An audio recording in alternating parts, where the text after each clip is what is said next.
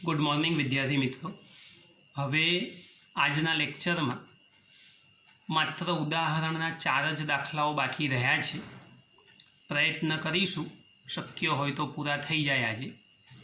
मित्रों, बीजी एक बात, हूँ छेल्ला 2-3 दिवसथी लेक्चर में तमने प्रेक्टिस माटे एमसीक्यू मोकली रह्यो छुं। तो घणा बधा विद्यार्थीओ एमसीक्यूनुं सोल्यूशन करता नथी। हवे ए एमसीक्यू एक्चुअली तमारी प्रेक्टिस माटे छे। एमां तमने ना आवड़े तो तमारे चिंता करवानी के गभरावानी जरूर नथी। आपणे उदाहरणना दाखलाओ पूरा थशे पछी जेडबलई नीट लेवलना लेक्चरो ए आज चेप्टरना एमसीक्यू शीखवाडवा माटे करीशुं।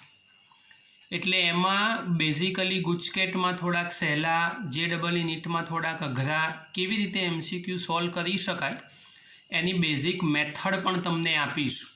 एटले हूँ अत्यारे जे एमसीक्यू मोकली रह्यो छुं ते तमे घेर सॉल्व करवानो प्रयत्न करो। भले 2 आवड़े के 3 आवड़े, जेटने जेटला आवड़ता हो एटला सॉल्व करवानो प्रयत्न करवानो। जो तमारी थियरी अने दाखला तैयार हशे तो एमसीक्यू में तकलीफ नहीं पड़े। अने छतां पण कंई तकलीफ अनुभवता होय तो चिंता ना करशो। आपणे हवे पछीना लेक्चरोमां पहला प्रकरणना जेडबलई नीट लेवलना एमसीक्यू एनुं ज काम करवानुं छे। एटले हूँ थोड़ा घणा प्रश्नों सॉल्व कराईश, पछी धीमे धीमे तमने आवड़ता थई जशे, एटले तमारे चिंता करवानी जरूर नथी। तो हवे आजना लेक्चरनी शरूआत करीए। उदाहरण 1.10 रकमना शब्दों वाँचूँ छूँ। टेक्स्टबुक तमारे जोड़े राखवानी छे। दर वखत कहूँ छूँ, आज फरी याद करायुं। 2 विद्युत भारो ±10 माइक्रोकूलम एकबीजाथी 5 मिलीमीटर अंतरे मूकेला छे। जो आकृति में देखाई छे, -10 माइक्रोकूलम +10 माइक्रोकूलम ए अने बी 2 बिंदुओ लई लीधा अने एकबीजाथी 5 मिलीमीटर अंतरे मूकेला छे। आकृति ए में एटले आपणे अत्यारे पहलो विकल्प ज सॉल्व करी रह्या छीए। एटले आकृति ए में दर्शाव्या प्रमाणे डायपोलनी अक्ष परना तेना केंद्रथी 15 सेंटीमीटर दूर, तो आ डायपोल छे एटला माटे आनी अक्ष बनी गई। आ एनुं केंद्र तैयार थई गयुं। केंद्रथी 15 सेंटीमीटर दूर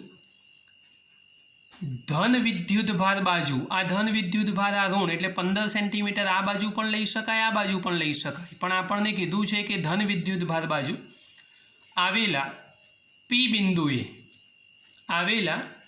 बिंदुए विद्युत क्षेत्र शोधवानुं छे। बीजो पण विकल्प छे पण ए पछी करीए छीए।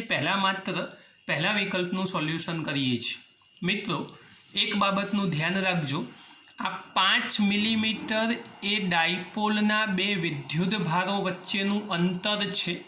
अने जो डायपोलना 2 विद्युत भारों वच्चेनुं अंतर होय तो ए अंतर 2a तरीके लेवुं पड़े। एटले याद राखजो 2a = 5 मिलीमीटर। बहु ज अगत्यनी वात छे, ध्यान राखवानुं। मिलीमीटरना मीटर कर दईए तो 5 × 10⁻³ मीटर थशे। एटले आ मिलीमीटरना मीटर तैयार थई गया। विद्युत भार तैयार आपेलो छे, बंनेना मूल्यों जोईशुं तो समान ज थशे। एटले Q = 10 माइक्रोकूलम, तो 10 × 10⁻6 कूलम्ब थशे। एटले विद्युत भार तैयार थई गयो। केंद्रथी अंतर आपेलुं छे R अने ए अंतर कीधुं छे 15 सेंटीमीटर, तो 15 × 10⁻² मीटर आ मीटर में रूपांतर थई गयुं। हवे विद्यार्थी मित्रों याद राखजो, आपणे तमने शीखवाडेलुं छे अक्ष अने विषुवरेखावाળી थियरी। तो आपणे डायपोलनी अक्ष उपर पी बिंदु आप्युं छे, एटला माटे अहींया अक्षवाળી वात करीशुं। तो अहींया डायपोलनी अक्ष परना बिंदुए विद्युत क्षेत्र शोधवानुं छे। હવે ડાયપોલની અક્ષ પરના બિંદુએ જો વિદ્યુત ક્ષેત્ર શોધવાનું હોય તો આપણી પાસે સૂત્ર તૈયાર અને મૂલ્ય શોધવાનું છે, એટલે મોડ કરવો હોય તો કરી દેવાનું. Is equal two 2kp upon r cube, પરંતુ p બરાબર q ઇન્ટુ 2a ખબર છે, માટે મોડ ઓફ સદિશ e is equal two 2k q into 2a અને એના છેદમાં r સ્ક્વેર. માત્ર કિંમત તમારે મૂકવાની છે અને કિંમત મૂકી આનું સાદુરૂપ એ જાતે કરવાનું છે. ખાલી કિંમત મૂકવાની, કિંમત મૂકી અને સાદુરૂપ જાતે કરવાનું છે. અહીં વિદ્યુત ક્ષેત્રની દિશા આ લખવાનું ભૂલતા નહીં. અહીં વિદ્યુત ક્ષેત્રની દિશા એ ડાયપોલ મોમેન્ટની દિશામાં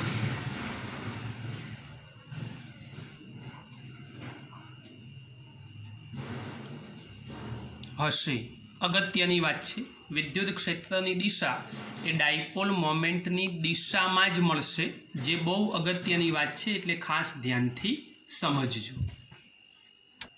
મિત્રો, હવે બી વિકલ્પની વાત કરીએ તો એ વિકલ્પ મેં અલગથી ગણ્યો છે. હવે બી વિકલ્પની માત્ર આકૃતિ દોરીને એની ઉપર જ ફોકસ કરીએ છીએ. તો આકૃતિ બીમાં, એટલે આ બી વિકલ્પવાળી બી આકૃતિમાં દર્શાવ્યા પ્રમાણે ઓમાંથી, એટલે કે ડાયપોલના કેન્દ્રમાંથી પસાર થતી અને અક્ષને લંબરેખા, તો આ અક્ષ, આ એને લંબરેખા બનાવી, ઓથી 15 સેન્ટીમીટર અંતર, એટલે આ અંતર હવે 15 સેન્ટીમીટર થઈ જશે, દૂર રહેલા ક્યુ બિંદુએ, એટલે હમણાં આગળના પ્રશ્નમાં પી બિંદુ હતું, આને આપણે ક્યુ બિંદુ નામ આપી દઈએ. ક્યુ બિંદુએ વિદ્યુત ક્ષેત્ર શોધો. હવે મિત્રો ધ્યાનથી સમજજો, આ આપણો ધન વિદ્યુત ભાર છે. તો ધન વિદ્યુત ભારના કારણે ક્ષેત્ર સ્વાભાવિક છે કે દૂર જાય. તો આના કારણે રચાતું ક્ષેત્ર એ આપણને આ દિશામાં મળશે, EB. ઋણ વિદ્યુત ભારના કારણે ક્ષેત્ર નજીકની બાજુએ જશે, તો આ જે ક્ષેત્ર તૈયાર થશે એ EA મળશે. હવે આ બંનેના કારણે જો પરિણામી વિદ્યુત ક્ષેત્ર શોધવું હોય તો સ્વાભાવિક છે કે અહીંયા સમાંતર બાજુ ચતુષ્કોણ દોરો, તો આ દિશામાં પરિણામી વિદ્યુત ક્ષેત્ર મળવું જોઈએ. હવે અહીંયા પણ ઉપરના જેવી જ વાત કરવાની છે. જો પરિણામી વિદ્યુત ક્ષેત્ર શોધવાનું થાય તો આ આકૃતિ ખાસ ધ્યાનમાં રાખજો. આ આકૃતિ પ્રમાણે પરિણામી વિદ્યુત ક્ષેત્ર શોધવાનું થશે. હવે ઉપરના પ્રશ્નમાં અક્ષવાળી વાત હતી, અહીંયા આગળ જે વાત થશે એ વિષુવ રેખાવાળી વાત થશે. તો ડાયપોલના કેન્દ્રથી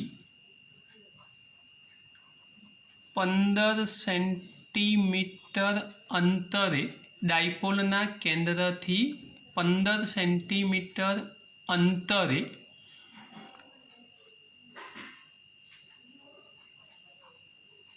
વિષુવ રેખા પર વિદ્યુત ક્ષેત્ર. ચલો, વિષુવ રેખા માટે વિદ્યુત ક્ષેત્રનું સૂત્ર આપણી પાસે E is equal two KP upon R cube. હવે KP અપોન R ક્યુબ એમાં ફરી એકવાર પણ P બરાબર Q ઇન્ટુ 2A. દેરફોર સદિશ E બરાબર K Q 2A upon R cube. યાદ રાખજો મિત્રો, આ પ્રશ્નમાં પણ R ઉપર કીધું એ જ પ્રમાણે 15 સેન્ટીમીટર, Q સલામત, 2A is equal two 5 millimetre, એના મીટરમાં રૂપાંતર કરીને શીખવાડેલા છે. કિંમત મૂકી ગણતરી કરશો, જવાબ તૈયાર થઈ જશે. આ ગણતરી જાતે કરવાની છે. પણ ઉપર જેમ વિદ્યુત ક્ષેત્રની દિશા લખીએ એમ અહીંયા પણ યાદ રાખવાનું. તો અહીંયા વિદ્યુત ક્ષેત્રની દિશા એ ડાયપોલ મોમેન્ટની દિશાની વિરુદ્ધ દિશામાં હશે. કેમ કે ડાયપોલ મોમેન્ટની દિશા આપણી ઋણથી ધન આમ હોય અહીંયા જુઓ તો આ દિશા એની વિરુદ્ધ દિશામાં છે। આ બંને વિકલ્પોમાં દિશા લખવી ખાસ જરૂરી છે। દિશા નહીં લખો તો નહીં ચાલે, એટલે દિશા ખાસ લખજો, એની વિરુદ્ધ દિશામાં થશે। આ અગત્યની વાત છે, ધ્યાન રાખજો। વિદ્યાર્થી મિત્રો, નવા પ્રશ્નની શરૂઆત કરીએ। ઉદાહરણ 11। રકમના શબ્દો વાંચું છું, આકૃતિ દોરેલી છે, ચોપડી તમે પાસે રાખજો એટલે ખબર પડે। હવે આકૃતિમાં વિદ્યુત ક્ષેત્રના ઘટકો EX is equal to alpha into x⁴ EY અને EZ ઇઝ ઇક્વલ ટુ 0। અહીંયા લખું છું, આ રકમમાં આપેલું છે EX is equal to alpha into x⁴ EY અને EZ ઇઝ ઇક્વલ ટુ 0 આવું આપેલું છે। જ્યાં આલ્ફા બરાબર 800 ન્યૂટન પ્રતિ કુલમ ઇન્ટુ મીટર⁴ હવે બે વિકલ્પો આપેલા છે। પહેલો વિકલ્પ ઘનમાંથી ફ્લક્સ અને બીજો વિકલ્પ ઘનની અંદરના વિદ્યુત ભારની ગણતરી કરો। હવે મિત્રો, આ દાખલામાં થોડુંક વર્ણન લખવું જરૂરી છે અને એટલા માટે મેં લખી આપ્યું છે। થોડુંક ધ્યાનથી અને સમજી લઈએ। પહેલાં તો સૌથી પહેલાં અહીં વિદ્યુત ક્ષેત્ર એ માત્ર x દિશામાં છે, એટલે x અક્ષની દિશામાં જ વિદ્યુત ક્ષેત્ર આપેલું છે રકમના શબ્દો પરથી, EX વાળા મૂલ્ય પરથી। y અને એવું હોવાથી y અને z દિશામાંના ઘટકો એના શૂન્ય થશે। બીજા મુદ્દાની અંદર હવે છાयांकित એટલે આ જે લીટીઓ દોરેલો જે ભાગ છે એને છાयांकित ભાગ કહેવાય। ટૂંકમાં અહીંયા કલર કરવાનો છે એવી વાત કરેલી છે। ન કરેલી 4 આ બે બાજુઓ છાयांकित છે। આપણી આકૃતિ સમઘન છે, એટલે બાકીની 4 બાજુઓ એવી બચશે કે જેમાં આવી છાयांकित બાજુઓ નહીં હોય। ટોટલ 6માંથી 2 જ કરેલી છે, એટલે છાयांकित ન કરેલી 4 બાજુઓ માટે વિદ્યુત ક્ષેત્ર અને ક્ષેત્રફળ સદિશ વચ્ચેનો ખૂણો એ ±π/2 થશે। તમે સમઘનને 3 ડાયમેન્શનમાં વિદ્યુત ક્ષેત્ર સાથે મૂકો તો આ બંને બાજુઓ જ એવી છે કે જે આની સાથે એ 0 અને 180 ડિગ્રી ખૂણા બનાવશે। બાકીની બધી બાજુઓ જે છે એની જોડે 90 ખૂણો ± બનશે। અને જો 90 ડિગ્રી બનતો હોય તો ચારેય બાજુમાંથી પસાર થતું flux phi is equal to E into delta A cos theta, કિંમત મૂકી દઈએ π/2 તો ફ્લક્સ થઈ જશે 0। અગત્યની વાત આવી। હવે મિત્રો, ખૂબ ધ્યાનથી સમજવાની વાત। ધારો કે ઘનની ડાબી બાજુ આ સમઘન છે આપણી પાસે, જુઓ આકૃતિની અંદર, તો આ સમઘન આ એની ડાબી બાજુ થાય, એટલે ઘનની ડાબી બાજુ y અક્ષથી, આ y અક્ષ છે આપણો, એટલે ડાબી બાજુનું y અક્ષથી અંતર ધારો કે a જેટલું છે। એટલે આટલેથી આટલું ડિસ્ટન્સ એ આપણે a જેટલું ધારેલું છે। આકૃતિમાં નથી આપેલું, ધ્યાનથી સમજજો। આ બાજુ સુધીનું અંતર એ a જેટલું છે, આ બાજુ સુધીનું અંતર એ a જેટલું ધારેલું છે। તો આપણી રકમના શબ્દો પરથી જુઓ, આ વાક્ય લખી દીધું। ધારો કે ઘનની ડાબી બાજુ y અક્ષથી x બરાબર a અંતરે છે। આ બાજુના કારણે ક્ષેત્ર આપણું સૂત્ર EX is equal to alpha into x⁴ રકમમાં આપેલું છે, પણ અંતર x બરાબર a લીધું તો ડાબી બાજુનું ક્ષેત્ર EL is equal to alpha into a⁴ થશે। ધ્યાનથી સમજજો। હવે નવા મુદ્દાની વાત કરીએ છીએ। તો ઘનની ડાબી બાજુમાંથી પસાર થતું ફ્લક્સ જોઈએ। તો ઘનની ડાબી બાજુમાંથી પસાર થતું ફ્લક્સ, તો હવે એ ફ્લક્સ શોધવું હોય તો φL એટલે ડાબી બાજુનું flux is equal two EL into delta S cos theta, delta S અથવા ડેલ્ટા એ જે તમે લો એ। ડાબી બાજુ છે કે જે વિદ્યુત ક્ષેત્ર સાથે 180 ડિગ્રી ખૂણો બનાવશે, એટલે theta is equal two 180. therefore phi L is equal to EL delta S cos 180. હવે આપણે કિંમત મૂકીએ તો શું થશે? phi L is equal to EL delta S અને cos 180 થશે -1. therefore phi L is equal to minus EL into delta S. પરંતુ ડેલ્ટા એસ એ સમઘન છે, તેથી એ સ્ક્વેર મૂલ્ય મેળવી આપશે, એટલે delta S is equal two A square થશે. therefore phi L is equal to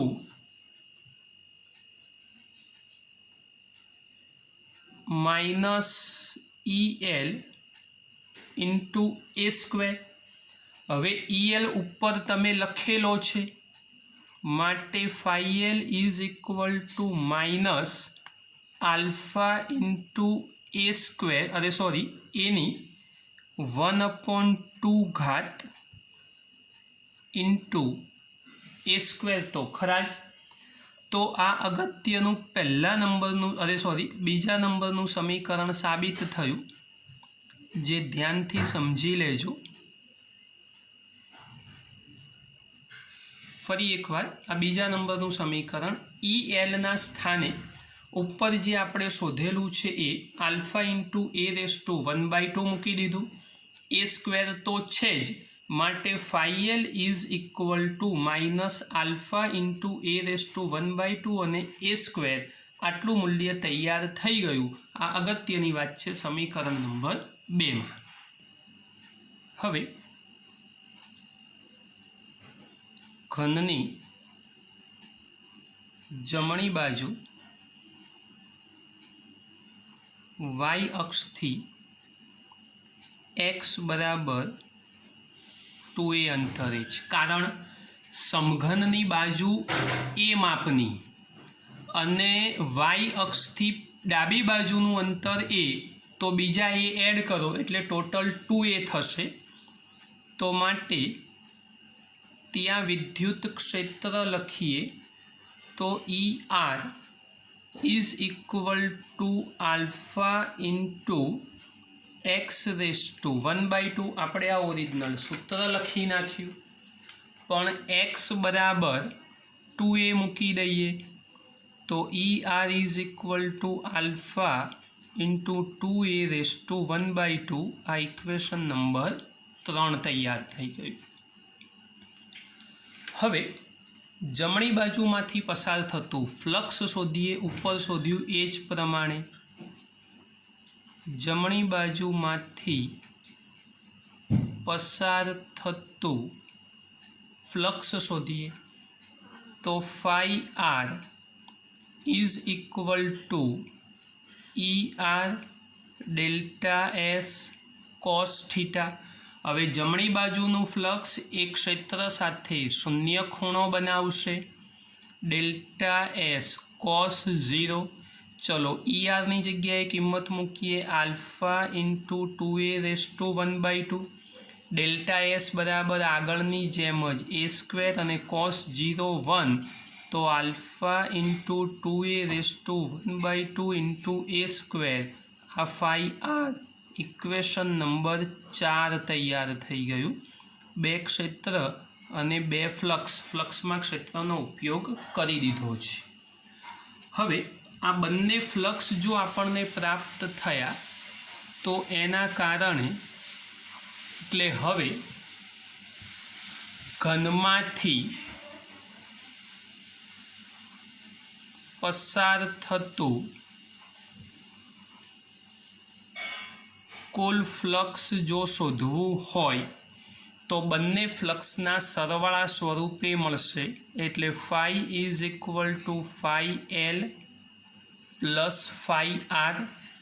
phi Lની જગ્યાએ minus EL into a² plus ER into A square. તો એ સ્ક્વેર કોમન લઈ લો તો ER માઇનસ EL આ તૈયાર છે. કિંમતો પણ તૈયાર, અથવા તો મેં જે ફ્લક્સ શોધેલું છે ડાયરેક્ટ ફ્લક્સની કિંમત મૂકશો તો બી ચાલશે. આમાં આ પ્રમાણે સાદુરૂપ કરો તોય ચાલે, અને ફ્લક્સની કિંમત મૂકી અને સાદુરૂપ કરશો તો પણ ચાલશે. તો એક આ પ્રમાણે લખ્યું એ પ્રમાણે સોલ્યુશન થાય. અહીંથી તમે પ્રયત્ન કરજો જાતે, થોડું લાંબુ કર્યું છે, તમને ગણતરીની પ્રેક્ટિસ મળે એટલા માટે. અથવા ડાયરેક્ટ આપણે ફ્લક્સનું મૂલ્ય મૂકી દઈએ તો કેવી રીતે શોધી શકાય તો જુઓ.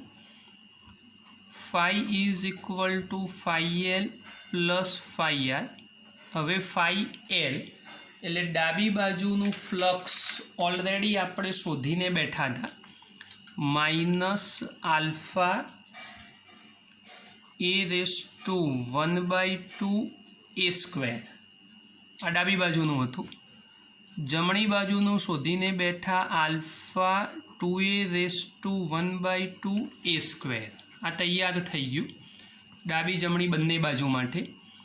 હવે આમાંથી આલ્ફા એ કોમન આવશે અને એ સ્ક્વેર કોમન આવશે, તો બચશે શું? માઇનસ એની 1/2 ઘાત પ્લસ 2a ની 1/2 ઘાત.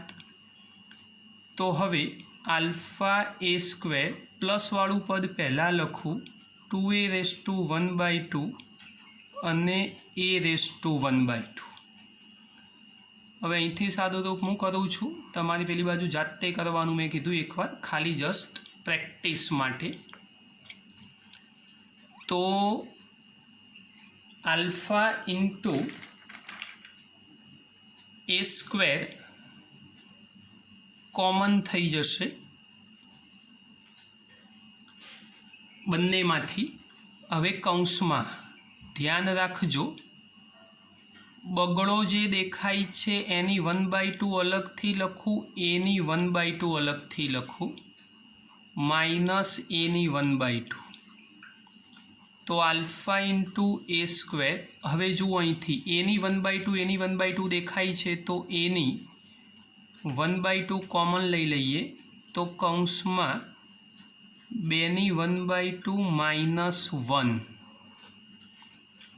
તો આલ્ફા એ સ્ક્વેર એની 1/2 1/2 ઘાત એટલે થશે √2 અને -1.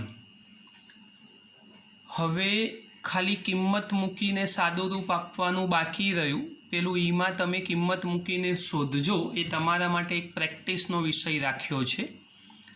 ચલો, તો આલ્ફા બરાબર મૂલ્ય આપી દીધું છે આપણને 800. એની જગ્યાએ મૂલ્ય તૈયાર છે 0.1. અલગ અલગ કરો, થોડું સહેલું. બાકી આ આધાર સરખા એટલે ઘાતોનો સરવાળો તો 2 દૂ 4 વત્તા 1 5 દૂત્યાંશ બી કરી શકો, પણ થોડો કષ્ટ પડશે. 5/2 નહીં કરી શકો, એટલે આ રીતે ગણતરી કરીએ છીએ. 0.1 એની 1/2 √2 એટલે 1.41 માઇનસ 1. હવે 800 સલામત 0.1નો વર્ગ કરશો તો થશે 0.316. આ 0.1નું વર્ગમૂળ લઈ લેશો અને એ બંનેનું સાદુરૂપ આપશો એટલે આટલો જવાબ તૈયાર થશે. 1.41માંથી એકડો બાદ કરશો એટલે 0.41 બચશે, અને બાકી કમ્પ્લીટ સાદુરૂપ આપશો આનો ગુણાકાર એટલે જવાબ આવશે 1.048 ન્યૂટન ઇન્ટુ મીટર સ્ક્વેર પ્રતિ કુલમ્બ. આ ફ્લક્સ ફાઈ તૈયાર થઈ ગયું. ગણતરી થોડીક મહેનત કરીને જાતે કરજો. તો આ એ વિકલ્પનું સોલ્યુશન પૂરું થયું. હવે બી વિકલ્પની વાત કરવાની બાકી રહી. તો બી વિકલ્પમાં અંદરનો વિદ્યુત ભાર શોધવાનો કીધો છે. તો જો વિદ્યુત ભાર આપણે શોધવો હોય તો ફ્લક્સ ફાઈ બરાબર ક્યુ અપોન એપ્સાઇલોન 0. ક્યુને કરતા બનાવો તો ફ્લક્સ ફાઈ ઇન્ટુ એપ્સાઇલોન 0. કિંમત મૂકી સાદુરૂપ જાતે કરશો એટલે વિદ્યુત ભારનું મૂલ્ય એ મળી જશે. આ એક ગણતરી મેં શીખવાડી છે એ જ પ્રમાણે ડાયરેક્ટ આ પ્રમાણે કરીને વિદ્યુત ક્ષેત્રના મૂલ્યો મૂકીને તમારે ગણતરી કરવાની. એક પ્રેક્ટિસનો વિષય, જવાબ ઓલરેડી લાવી દીધો છે, પણ આ ગણતરી કરો તો થોડીક પ્રેક્ટિસ વધારે મળે એટલા માટે આ કામ કરવાનું છે. વિદ્યાર્થી મિત્રો, હવે આજના લેક્ચરમાં 4 દાખલાની વાત હતી, પરંતુ 2 જ પ્રશ્નો એટલા મોટા હોવાથી સમય વધારે થાય છે અને પછી તમે એટલું તૈયાર પણ નહીં કરી શકો. આ 2 દાખલાઓ થોડાક ડિફિકલ્ટ અઘરા ગણી શકાય, તો એ બંને દાખલાઓ તૈયાર કરી દેજો. બાકીના 2 દાખલાઓ એ આવતીકાલના લેક્ચરમાં કરીશું. અને મેં લેક્ચરની શરૂઆતમાં સૂચના આપી એ જ પ્રમાણે મહેરબાની કરી અને MCQ જે મોકલું છું એની પ્રેક્ટિસ કરજો. આપણે હવે એકાદ દિવસ પછી JEE નીટ લેવલના ચેપ્ટર નંબર 1ના MCQની પ્રેક્ટિસનું કામ શરૂ કરીશું.